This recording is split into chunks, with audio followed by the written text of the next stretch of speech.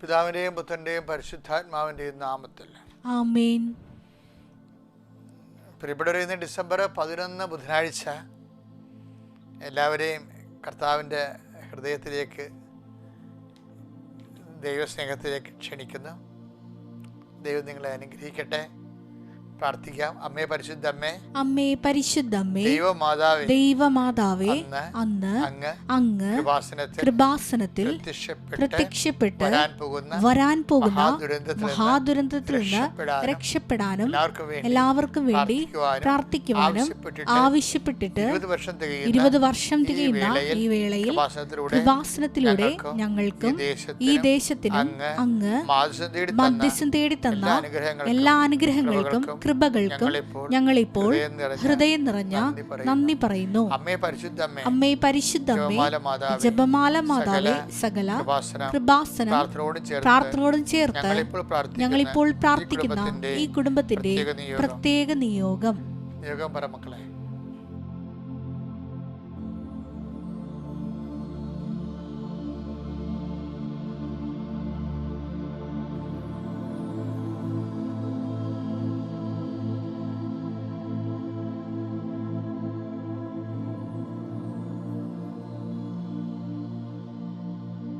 പ്രാർത്ഥിക്കാം. അമ്മയുടെ പ്രത്യക്ഷീകരണത്തിന്റെ ഈ ദ്വാദശക വേളയിൽ ഞങ്ങൾക്ക് സാധിച്ചു തരുവാൻ കനിയണമേ. വിശ്വാസ പ്രമാണം. സർവശക്തനായ പിതാവും ആകാശത്തിന്റെയും ഭൂമിയുടെയും സൃഷ്ടാവുമായ ദൈവത്തിൽ ഞാൻ വിശ്വസിക്കുന്നു. അവിടുത്തെ ഏകപുത്രനും ഞങ്ങളുടെ കർത്താവുമായ ഈശോ മിശിഹായിലും ഞാൻ വിശ്വസിക്കുന്നു. ഈ പുത്രൻ പരിശുദ്ധാത്മാവിനാൽ ഗർഭസ്ഥനായി കന്യകാമറിയത്തിൽ നിന്ന് പിറന്ന് പൊന്തിയോസ് പീലാത്തോസിന്റെ കാലത്ത് പീഡകൾ സഹിച്ച് കുരിശിൽ തറയ്ക്കപ്പെട്ട് മരിച്ച് അടക്കപ്പെട്ട് പാതാളങ്ങളിൽ ഇറങ്ങി മരിച്ചവരുടെ ഇടയിൽ നിന്ന് 3-ാം നാൾ ഉയർത്ത് സ്വർഗത്തിലേക്ക് എഴുന്നള്ളി സർവശക്തിയുള്ള പിതാവായ ദൈവത്തിന്റെ വലതുഭാഗത്തിരിക്കുന്നു. അവിടെ നിന്ന് ജീവിക്കുന്നവരെയും മരിച്ചവരെയും വിധിക്കുവാൻ വരുമെന്നും ഞാൻ വിശ്വസിക്കുന്നു. പരിശുദ്ധാത്മാവിലും ഞാൻ വിശ്വസിക്കുന്നു. വിശുദ്ധ കത്തോലിക്കാ സഭയിലും പുണ്യവാന്മാരുടെ ഐക്യത്തിലും പാപങ്ങളുടെ മോചനത്തിലും ശരീരത്തിന്റെ ഉയർപ്പിലും നിത്യമായ ജീവിതത്തിലും ഞാൻ വിശ്വസിക്കുന്നു. ആമേൻ. സുഖസ്ഥനായ ഞങ്ങളുടെ പിതാവേ, അങ്ങയുടെ നാമം പൂജിതമാകണമേ. അങ്ങയുടെ രാജ്യം വരണമേ. അങ്ങയുടെ തിരുമനസ് സ്വർഗത്തിലെ പോലെ ഭൂമിയിലും ആകണമേ. അന്നു വേണ്ടുന്ന ആഹാരം ഇന്ന് ഞങ്ങൾക്ക് തരണമേ. ഞങ്ങളോട് തെറ്റ് ചെയ്യുന്നവരോട് ഞങ്ങൾ ക്ഷമിക്കുന്നത് പോലെ ഞങ്ങളുടെ തെറ്റുകൾ ഞങ്ങളോടും ക്ഷമിക്കണമേ. ഞങ്ങളെ പ്രലോഭനത്തിൽ ഉൾപ്പെടുത്തരുതേ, തിന്മയിൽ ഞങ്ങൾ രക്ഷിക്കണമേ. ആമേൻ. നന്മ നിറഞ്ഞ മറിയമേ, സ്വസ്തി. കർത്താവ് അങ്ങയുടെ കൂടെ സ്ത്രീകളിൽ അങ്ങ് അനുഗ്രഹിക്കപ്പെട്ടവളാകുന്നു. അങ്ങയുടെ ഉദരത്തിൻ ഫലമായി ഈശോ അനുഗ്രഹിക്കപ്പെട്ടവനാകുന്നു. പരിശുദ്ധ മറിയമേ, തമ്പുരാന്റെ അമ്മേ, പാപികളായ ഞങ്ങൾക്ക് വേണ്ടി ഇപ്പോഴും ഞങ്ങളുടെ മരണസമയത്തും തമ്പുരാനോട് അപേക്ഷിക്കണമേ. ആമേൻ. ഇതിന് 3 ഭാഗങ്ങളാണുള്ളത്, നിങ്ങൾക്കറിയാമല്ലോ അല്ലേ? ആദ്യമുള്ളത് പ്രത്യക്ഷീകരണ പ്രാർത്ഥന, പിന്നെ ഉള്ളത് അനുദിന അനുഗ്രഹ പ്രാർത്ഥന, ഏറ്റവും അവസാനം ഡെയിലി ബ്രെഡ്. അങ്ങനെയാണ് നമ്മൾ ശുശ്രൂഷകൾ പോകുന്നത്. ഈ പ്രാർത്ഥന കഴിഞ്ഞ് നിങ്ങൾ പോയി പല്ലുതേക്കണം, കുളിച്ച് റെഡിയായി നിങ്ങൾ ശുശ്രൂഷയിലേക്ക് പോകണം. ഇത് ബെഡിൽ എഴുന്നേറ്റ് പ്രാർത്ഥിക്കേണ്ടതാണ്. ചിലരൊക്കെ നേരത്തെ എഴുന്നേക്കും, 4 മണിക്ക് എഴുന്നേറ്റ് റെഡിയാണ്. പിള്ളേരൊക്കെ ഉണ്ടെങ്കിൽ 3 മണിക്ക് പഠിക്കാൻ തുടങ്ങിയിട്ട് 5:30 എഴുന്നേക്കുന്നുണ്ട്. എന്തും ആകട്ടെ, കർത്താവ് നിങ്ങൾ അനുഗ്രഹിക്കട്ടെ. ഈ ഒരു അവസരം നിങ്ങളെ പ്രയോജനപ്പെടുന്നതിലേക്ക് ഭയങ്കര സന്തോഷമുണ്ട്. പക്ഷേ ഇത് ഷെയർ ചെയ്യണം. Okay, let us come to prayer. കർത്താവിൻ്റെ ഉന്നതമായ നാമത്തിന് സ്വസ്ഥത ചെയ്യുന്നു. അങ്ങയുടെ മക്കളെ നിന്റെ വിശുദ്ധമായ രക്തത്താൽ വീണ്ടെടുത്ത് അതിൻ്റെ അവകാശം ഓഹരിയുമായിരുന്ന മക്കളോട് നിന്റെ പഞ്ചക്ഷതങ്ങളെ ഓർത്തുകൊണ്ട് കണ്ണ തോന്നണമെന്ന് അങ്ങയുടെ പൗരോഹിത്യത്തിൻ്റെ യോഗ്യതയാൽ പ്രാർത്ഥിക്കുന്നു. കർത്താവിൻ്റെ കരുണ നിന്നെ ആവശ്യിക്കട്ടെ. ഈശോ, നിന്റെ മുൾക്കിടന്ന് ഒഴുകുന്ന വിശുദ്ധമായ രക്തത്തെ ഞങ്ങൾ ധ്യാനിക്കുകയും കുമ്പിട്ട് ആരാധിക്കുകയും ചെയ്യുന്നു. ആ വിശുദ്ധമായ രക്തം രോഗികളുടെ മേൽ ഇപ്പോൾ വീഴ്ത്തണമെന്ന് പ്രാർത്ഥിക്കുന്നു. നിരാത്മീയമായ രക്തം അങ്ങയുടെ മക്കളിലേക്ക് വീഴട്ടെ കർത്താവേ. മാരക രോഗങ്ങൾ, തീരാവ്യാധികൾ യേശുക്രിസ്തു നാമത്തിൽ, ശരീരം വേദന കൊണ്ട് ജീവിക്കുന്നവരുണ്ട്, ഉറക്കമില്ലാത്തവരുണ്ട്, ശരീരത്തിന് വേദന കൊണ്ട് ജോലിക്ക് പോകാൻ പറ്റാത്തവരുണ്ട്, എപ്പോഴും മനസ്സ് സമാധാനം ഇല്ലാത്തവരുണ്ട്, ഭക്ഷണം കഴിച്ചാൽ പോലും സന്തോഷമില്ല, കാര്യം ശരീരത്തിന് വേദനയാണ്. അങ്ങനെയുള്ളവരെ കർത്താവെ കൈവിട്ട് കളയരുത്. അവരെ തുടരാൻ കർത്താവ്. ആകപ്പാടെ മനുഷ്യന് ഒരു ജീവിതമേ ഉള്ളൂ കർത്താവെ. ആ ജീവിതത്തിൽ അവൻ ആവശ്യമില്ലാതെ വേദന അനുഭവിക്കാൻ നീ അനുവദിക്കരുത്. അവരെ നീ സ്പർശിക്കണം. അവിടെ രോഗികൾ, ബൈസ്റ്റാൻഡേഴ്സ്, സന്ധിക്കുന്നവർ കർത്താവെ, ഓരോരുത്തരെ സഹായിക്കുന്നവരുടെ കർത്താവെ. ചില ആൾക്കാർ തന്നെ നിലനിന്ന് പോണത്, ഇപ്പം ഭർത്താവ് മരിച്ച പെങ്ങള് അവളുടെ ഭർത്താവ് മരിച്ചെങ്കിൽ അമ്മാവന്മാരെ നോക്കും, അല്ലെങ്കിൽ വലിയമ്മമാരെ നോക്കും. അങ്ങനെ ഓരോരുത്തർ നോക്കുന്നവരുണ്ട്. ചില കുഞ്ഞുങ്ങളെ തന്നെ വളർത്തിക്കൊണ്ട് വന്നിരിക്കുന്നത് അവരുടെ നിലനിൽപ്പ് പോയ കാലത്ത് അമ്മയുടെയും അപ്പൻ്റെയും സഹോദരന്മാരെ വളർത്തിയിരിക്കുന്നത്. കർത്താവ്, ഞങ്ങളെ വളർത്തിയിട്ടുള്ള ആരെങ്കിലും ഉണ്ടെങ്കിൽ അവരെ സന്ധിക്കണം. ഞങ്ങൾക്ക് ആവശ്യമായ സഹായം പണ്ട് തന്നിട്ടുള്ളവരുണ്ടെങ്കിൽ അവരെ നീ സംരക്ഷിക്കണം. അവരെ ഞങ്ങൾ ഓർക്കുന്ന കർത്താവ്, നിന്റെ നാമത്തിൽ ഓർക്കുന്ന കർത്താവ്.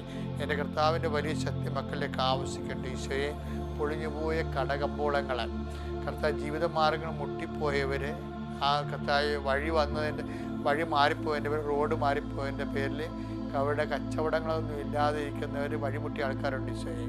അതുപോലെ തന്നെ പ്രത്യേകമായ സാഹചര്യത്തിൽ പ്രളയങ്ങൾ വന്നപ്പോൾ അതിൻ്റെ കൂടെ തന്നെ പല പല കച്ചവടങ്ങളും പല പല ബിസിനസ്സുകളും മാന്ദ്യം ഭവിച്ചവരുണ്ട് ഈശോയെ. ഓരോരോ തരത്തിൽ പ്രകൃതി ദുരന്തങ്ങൾ കാരണം കർത്താവ് പല വിഷയങ്ങൾ കൊണ്ട് ജോലി ചെയ്യാൻ പറ്റാത്ത സാഹചര്യം ഉണ്ടായിരുന്നു.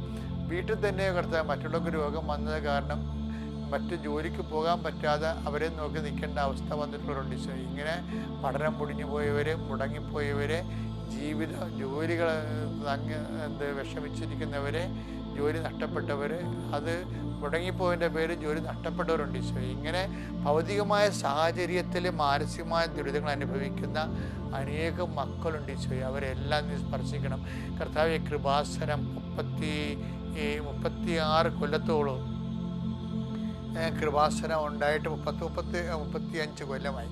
ആ കൊല്ലത്തിനുള്ളിൽ കർത്താവ് നടത്തിയിട്ടുള്ള മുഴുവൻ ആരാധനകൾ, കൺവെൻഷൻസ്, ധ്യാനങ്ങൾ, ഉപവാസ പ്രാർത്ഥനകൾ, തപസ്സുകൾ, അതുപോലെ തന്നെ ഉടമ്പടി പ്രാർത്ഥനകൾ, അതിലൂടെ വന്നിരിക്കുന്ന 10,000 മനുഷ്യരെ വിശുദ്ധിയും, അതെല്ലാം കർത്താവ് ഇപ്പോഴും ഞങ്ങൾ പ്രാർത്ഥിക്കുന്ന ആവശ്യങ്ങൾക്ക് വേണ്ടി അടിസ്ഥാന യോഗ്യതയായിട്ട് സമർപ്പിക്കുന്നു കർത്താവ്. അതിനേക്കാളുപരി അങ്ങനെ വിശുദ്ധമായ രക്തത്തിൻ്റെ യോഗ്യതയാൽ കർത്താവ് ഞങ്ങൾ ആർക്ക് വേണ്ടിയോ പ്രാർത്ഥിക്കുന്നു, ആരെല്ലാം ഈ പ്രാർത്ഥനയിൽ പങ്കെടുക്കുന്നു, എന്തെല്ലാം കാര്യങ്ങൾ മനസ്സിൽ വിചാരിക്കുന്നു, എന്തെല്ലാം വിഷമതകൾ അവരുടെ മനസ്സിലൂടെ തിരതള്ളിപ്പോകുന്നു. എൻ്റെ കർത്താവേ, എൻ്റെ പൊന്നീശോയെ, അവരെല്ലാം നീ കൈവിടല്ലെന്ന് പ്രാർത്ഥിക്കുന്നു. ഈ ദിവസം തളർന്നു നിൽക്കുന്നവരെല്ലാം കർത്താവേ, നീയാണ് ബലം, നീയാണ് ശക്തി, നീയാണ് ജീവിതം കർത്താവേ. നിൻ്റെ നാമത്തെ പ്രാർത്ഥിക്കുന്നു. നിൻ്റെ ദൈവികമായ ശക്തി നിൻ്റെ അമ്മ പരിശുദ്ധമ്മ ദേവതാവിൻ്റെ മധ്യസ്ഥവരേക്ക് ആവശ്യിക്കട്ടെ. ഓരോ വീടിനെക്കുറിച്ച് വേഗലപ്പെടുന്നവർ, മക്കളെക്കുറിച്ച് വേഗലപ്പെടുന്നവർ, ജോലിയില്ലാത്തതിനെക്കുറിച്ച് വേഗലപ്പെടുന്നവർ, പലതരത്തിലുള്ള കേസ് കൊടുക്കുമോ, കേസാകുമോ, കേസ് തോക്കുമോ, അകത്ത് പോകുമോ എന്നൊക്കെ ഓർത്ത് വിഷമിക്കുന്നവർ, ജയിലിൽ കിടക്കുന്നവരൊക്കെ ഓർത്ത് വേദനിക്കുന്നവർ എല്ലാവരെയും കർത്താവേ നിന്റെ നാമത്തിൽ പ്രാർത്ഥിക്കുന്നു. ഈശോയെ, കഴുത്ത് കുറുകിപ്പോയൊരു കുഞ്ഞിനെ കാണിക്കുന്നുണ്ട്. അവൻ ജന്മന അങ്ങനെയാണ്. അവനെ ഓർത്ത് വേദനിക്കുന്ന മാതാപിതാക്കന്മാരെ ഓർത്ത് പ്രാർത്ഥിക്കുന്നു. അങ്ങനെ ഓരോരോ ജനിതക രോഗമുള്ളവർ, ജന്മനാ രോഗമുള്ളവർ, കർത്താവ് പാരമ്പര്യ രോഗമുള്ളവർ, അതിൻ്റെ പേരിൽ പ്രയാസം അനുഭവിക്കുന്ന കുടുംബങ്ങൾ, യേശു ക്രിസ്തുവിന്റെ നാമത്തിൽ നിന്റെ മാരക രോഗങ്ങളും തീരാവേദികളും ജീവ ദുരിതങ്ങളും വിട്ടുമാറട്ടെ. ഹല്ലേലൂയ. യേശുവേ സ്തോത്രം, യേശുവേ നന്ദി, യേശുവേ ആരാധന. ഹല്ലേലൂയ. എൻ്റെ പ്രിയപ്പെട്ടവരെ, ഡിസംബർ മാസം 11 ബുധനാഴ്ച മത്തായിയുടെ സുവിശേഷം 16-ാം അധ്യായം 8-9 വാക്യങ്ങൾ വായിക്കാം. യേശു ഇതറിഞ്ഞ് അവരോട് ചോദിച്ചു, അല്പവിശ്വാസികളെ, അപ്പം ഇല്ലാത്തതിനെപ്പറ്റി നിങ്ങൾ പരസ്പരം സംസാരിക്കുന്നതെന്തിന്?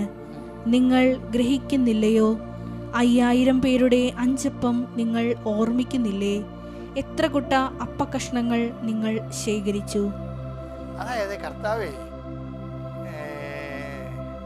അപ്പം വർദ്ധിപ്പിച്ചതിന് ശേഷം പിന്നീട് ദിവസം അന്നത്തെ ദിവസം ഗിരിജക്കടലിൻ്റെ മറുകരയിലേക്ക് പോകുമ്പോൾ അപ്പോസ്തലന്മാര് പരസ്പരം സംസാരിക്കുന്നതാണ്. അങ്ങനെ സംസാരിക്കാൻ കാര്യം എന്താ? കർത്താവ് അവരോട് പറഞ്ഞ്, ഫരിസേയന്മാരുടെ പുളിമാവിനെ കുറിച്ച് നിങ്ങൾക്ക് കരുതൽ വേണമെന്ന് പറഞ്ഞു. പുളിമാവെന്ന് പറയുമ്പോൾ അവർക്ക് മാവെന്ന് വെച്ചാൽ പൊടി. അപ്പോൾ പൊളിച്ച അപ്പത്തിൻ്റെ പൊടിയെക്കുറിച്ചാണ് ഈ പറയണത് എന്ന് വിചാരിച്ചുകൊണ്ടേ ഇവർ പറയും, നമ്മൾ അപ്പം എടുക്കാത്തത് കൊണ്ടായിരിക്കും ചിലപ്പോൾ ഇങ്ങനെ പറയണം.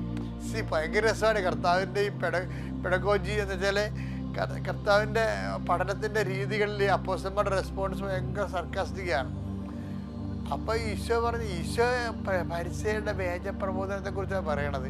ഇവർക്ക് മനസ്സിലായില്ലേ, ഇവർ അപ്പം എടുക്കാതെ ഇവർ തമ്മിൽ തർക്കിക്കുകയാണ്. കണ്ട, ഞാൻ പറഞ്ഞതല്ലേ, അപ്പോഴും അപ്പം എടുക്കണമെന്ന് പറഞ്ഞതല്ലേ, അപ്പം വർദ്ധിപ്പിച്ച് ഇതുമാത്രം അപ്പം ഉണ്ടായതാണ് എടുക്കാത്തത്. അപ്പം നമുക്ക് വേണ്ടി അപ്പം എടുക്കേണ്ടതല്ലേ, ഞാൻ നീ എടുക്കുമെന്ന് ഞാൻ വിചാരിച്ച ഇവർ ചുമ്മാ ഈ അപ്പത്തിൻ്റെ കാര്യം പറഞ്ഞിരിക്കുകയാണ്. അപ്പോൾ ഈശോ പറഞ്ഞു, what nonsense you are talking.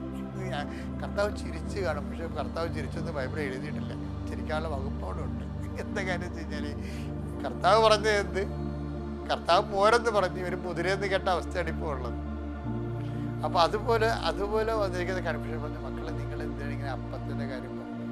ഇപ്പം നിങ്ങൾ അപ്പം എടുത്തിട്ടുള്ളത് വിചാരിച്ചു, ഞാനായിട്ട് ഇപ്പോഴേക്കിടെ കൂടാ. അപ്പോൾ എനിക്കെന്തെങ്കിലും ഒരു പരിഹാരം ചെയ്യാൻ കഴിയുമല്ലോ. അത് നിങ്ങളെന്ത് വിശ്വസിക്കാത്തത്?